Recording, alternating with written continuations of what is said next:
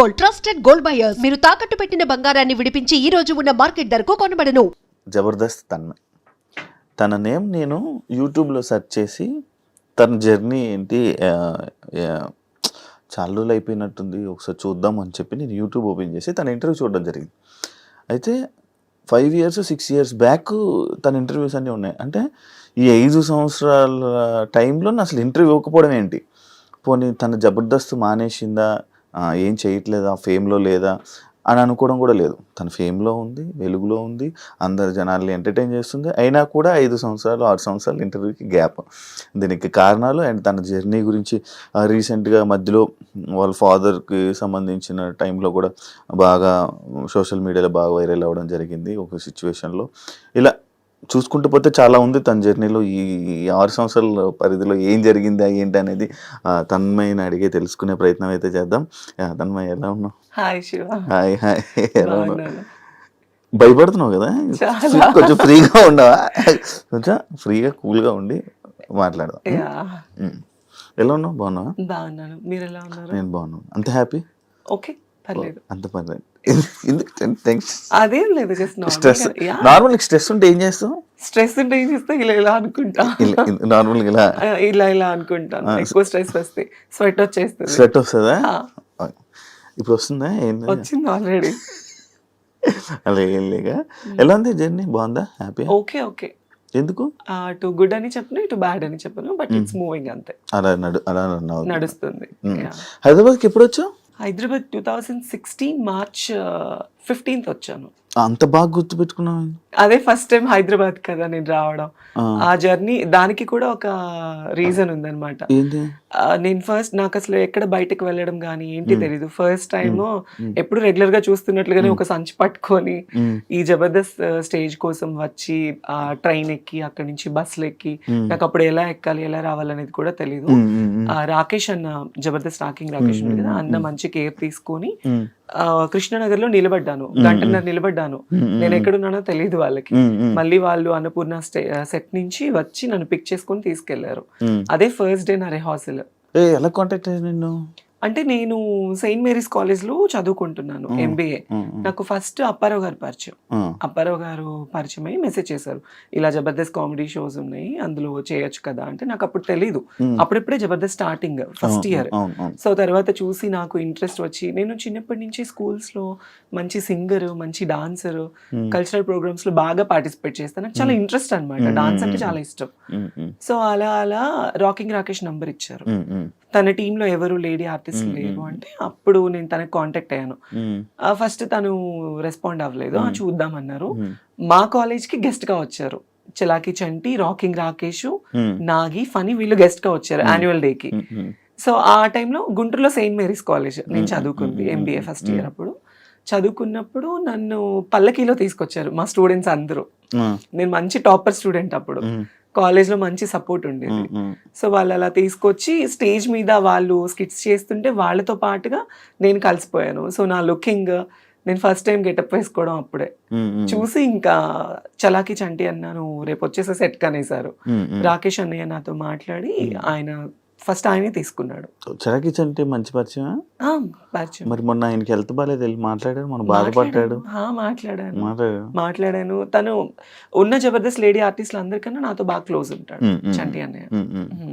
Okay, అలాగా ఆ పరిచయం వల్ల నీకు ఆ ఫంక్షన్ లో చూసి May 16th March 19th నా స్టేజ్ ఎంట్రన్స్ అన్నమాట.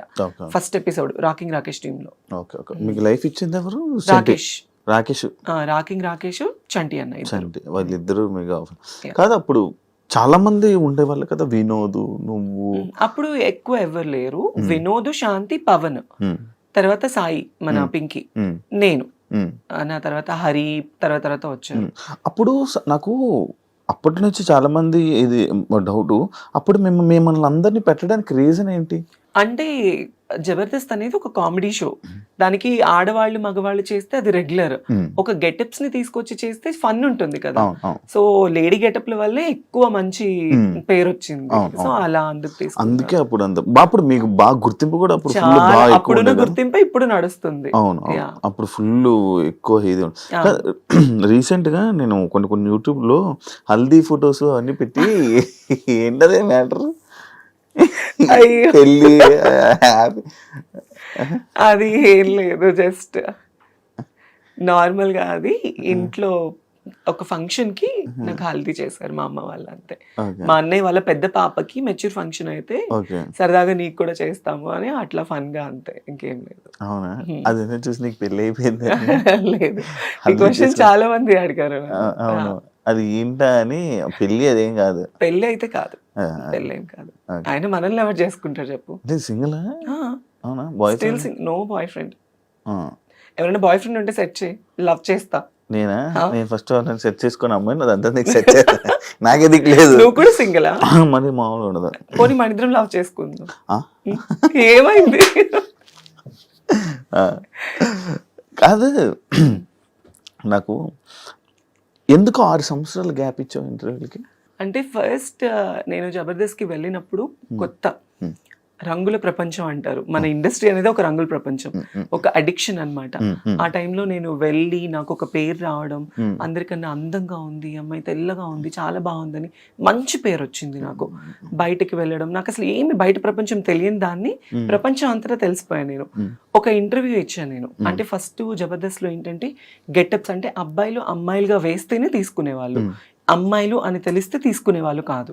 సో నేను ఇంటర్వ్యూలో కొన్ని అబద్ధాలు చెప్పాను. సుమన్ టీవీ, ఫ్రైడే పోస్టర్ వాళ్ళకి నన్ను ఎక్కడ నాకు ఛాన్సెస్ తగ్గిపోతాయా, నాకు ఎక్కడ తీసుకోరా, నేను అబ్బాయినినండి, నాకు అలా కాదు, నీకు ఇలా ఇలా అని చెప్పి నేను కొన్ని అబద్ధాలు చెప్పాను. అంటే తెలిసి తెలియని వయసు అప్పుడు నాకు ఏమి ఛాన్సెస్ రావేమో ఆ ఒక్క భయంతోనే వాట్ యామ్ అనేది నేను ఓపెన్ అవ్వలేకపోయాను అక్కడ.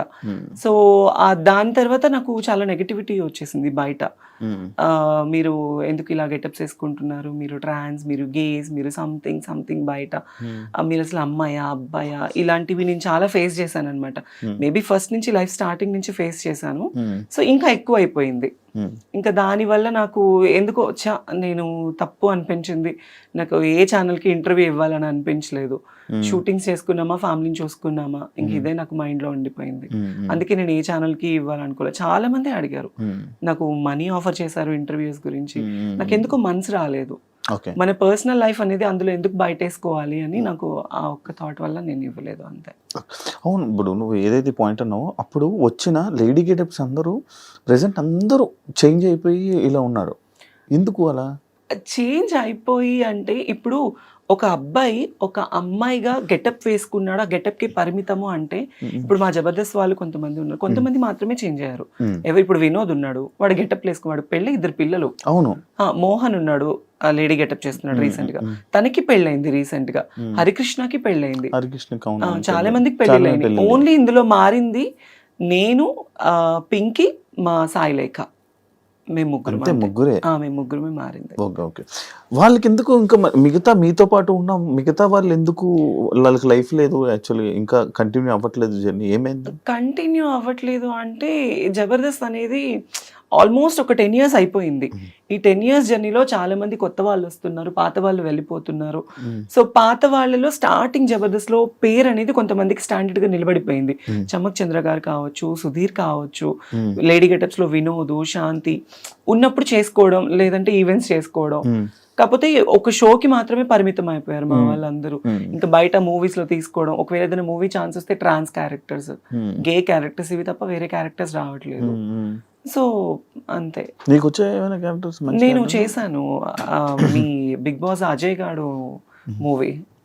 అజయ్ మూవీ పేరే అజయ్ గాడు, ప్లస్ ఇంకొకటి వర్జిన్ స్టోరీస్ అని ఒక మూవీ. నాకు ఇది తమిళ్లో మంచి పేరు వచ్చింది, చాలా మంచి పేరు వచ్చింది నాకు. అందులో ఏ క్యారెక్టర్స్ ఇచ్చారు? అంటే నేను అమ్మాయి క్యారెక్టరే, కాకపోతే డ్రగ్స్ అమ్మాయి క్యారెక్టర్ అది. యా, అంటే ఒక వ్యాంప్ క్యారెక్టర్ నేను. And don't forget to subscribe to iDream. And for more videos, please subscribe to iDream. Please subscribe to iDream. Please subscribe iDream. And please subscribe to iDream. For more videos, subscribe to iDream. Please like, share, and subscribe to the channel. Congratulations, iDream. Subscribe to iDream. Subscribe to iDream. So, subscribe to iDream Media. iDream team అందరికి huge congratulations. Please subscribe iDream Media. Please subscribe to iDream. Subscribe iDream. Please subscribe to iDream. iDream అంటే నా కళల channel subscribe చేసుకున్న నోరు తిరుగుతలేదు, మీరైతే గంట గుర్తు కొట్టండి. For more such videos, please subscribe to iDream.